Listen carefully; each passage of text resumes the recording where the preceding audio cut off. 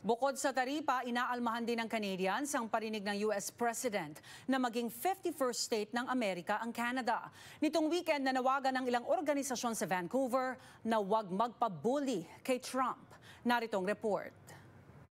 And what is really very distressing is the fact that he wants to annex Canada. He wants Canada to become the 51st state. Linggo nang magtipon ang mga kinatawan ng ilang organisasyon sa Vancouver para ipakita ang pagkadismaya sa mga parinig ni US President Donald Trump na isama ang Canada sa Amerika. We're being attacked by the most powerful person. We want our government to stand and be strong for the country. We want them to do the best for our country. Inorganisa ng Global Pinoy Diaspora Canada at Vancouver Society in Support of Democratic Movement, nagsuot ng pula at puti ang mga dumalo bilang pagpapakita ng patriotism sa Canada at pag-alma sa mga banta ng US President. Hindi tayo dapat maging magkaaway. We are not enemies. We have a long history of being friends, magkakaibigan. We've been allies for the longest time. Upuan po natin to.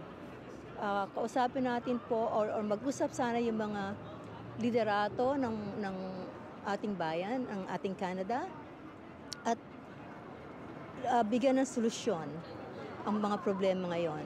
Kasi hindi lang po tayo ang mahihirapan, pati po yung ibang bansa, kamukha ng Amerika. It's only one bully, one man who bullying us, and then we have to stand firm and unite all the Canadians together to stand up for the unreasonable bully.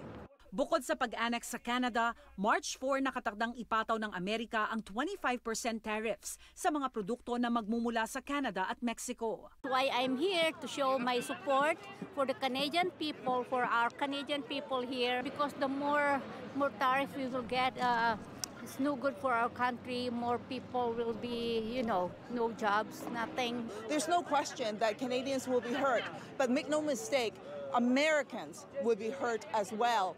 And so it is very important that Canadians stand together, that the Canadian government send a clear message that there will be a dollar-for-dollar counter-tariff for the United States. Nanawagan ng mga dumalo na kailangan magkaisa ng lahat para labanan ang mga banta ni Trump. We cannot continue to rely on them, and I think going forward, this must be an important lesson in terms of Canada preparing for the future. Stay away from Canadian. We are united. We are proud Canadians.